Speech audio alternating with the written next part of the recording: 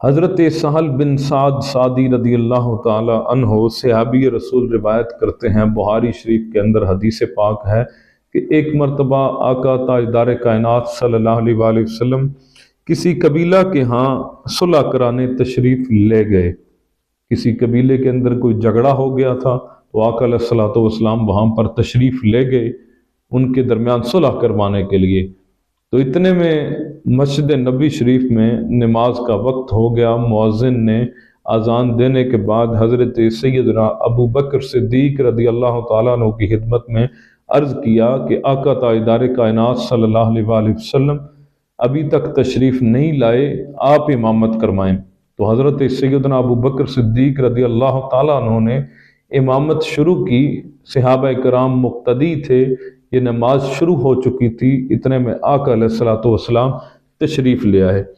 ناظرین گرامی، بڑی اہم بات اور بڑا اہم نقطہ ہے جو آپ کی خدمت میں اس حدیث پاک کے آخر میں پیش کرنا چاہوں گا کہ آقا علیہ الصلوۃ والسلام تشریف لے آئے اور آپ پہلی صف میں پہنچ گئے اور وہاں پر جا کر نماز شروع کرنے لگے۔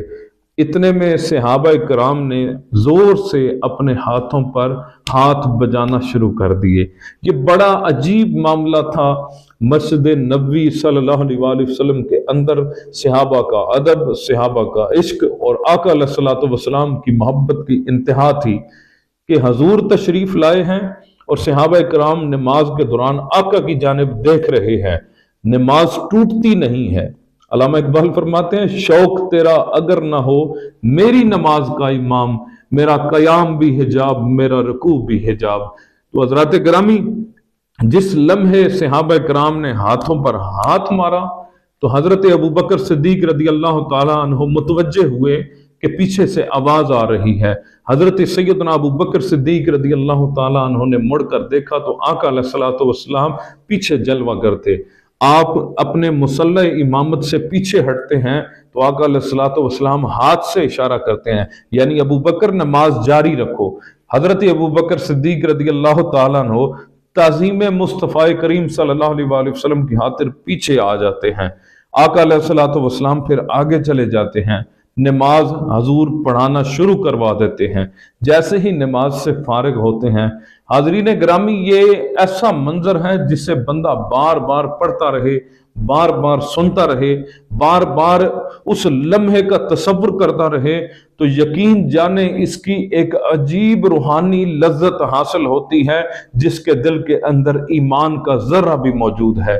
آقا علیہ الصلوۃ والسلام نے نماز مکمل کروائی اور پیچھے مڑ کر حضرت سیدنا ابو بکر صدیق رضی اللہ تعالیٰ عنہ سے فرمانے لگے کہ ابو بکر، جب میں نے تمہیں منع کر دیا تھا کہ نماز جاری رکھو، نماز کو پڑھاتے رہو، تو تم کیوں پیچھے آ گئے؟ کس چیز نے تمہیں مجبور کیا تھا؟ یہ وہ کمال نقطہ ہے جو حضرات گرامی آپ کی خدمت میں پیش کرنا چاہتا ہوں کہ آقا علیہ الصلوۃ والسلام نے جو ہی فرمایا نا کہ ابو بکر کس چیز نے تمہیں مجبور کیا تھا، تو حضرت سیدنا ابو بکر صدیق رضی اللہ تعالیٰ عنہ عرض کرنے لگے، فقال ابو بکر ما کان لابن ابی قحافہ ان یصلی بین یدی رسول اللہ صلی اللہ علیہ وآلہ وسلم۔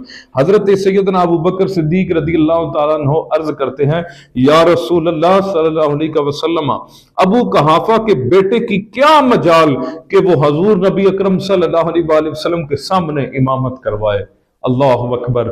یہ ہے حاضرین گرامی ادب رسول، محبت رسول، عشق رسول۔ اسی کو اقبال نے کہا کہ شوق تیرا اگر نہ ہو میری نماز کا امام، میرا قیام بھی حجاب، میرا سجود بھی حجاب۔ یہ عشق کی انتہا ہے، محبت والوں کی انتہا ہے۔ جب عشق اپنے معراج کو پہنچتا ہے تو پھر نماز کو بھی نہیں دیکھتا، پھر یار کے ادب کو دیکھا جاتا ہے۔ حقیقت میں وہ نماز خدا کی تھی، لیکن خدا بھی وہی نماز قبول کرتا ہے جس میں محبت رسول ہو، عشق رسول ہو، تعظیم رسول ہو۔ یہ ساری چیزیں جس نماز کے اندر پائی جاتی ہیں وہی نماز حقیقت میں اللہ کی بارگاہ میں قبول ہوتی ہے۔ مالک لم یزل ہمیں سیدنا ابو بکر صدیق جیسے عشق کی تڑپ عطا فرمائے اور آقا تاجدار کائنات صلی اللہ علیہ وآلہ وسلم کی غلامی، اتباع اور حضور کی تعظیم نصیب فرمائے۔ وآخر دعوایا ان الحمد للہ رب العالمین۔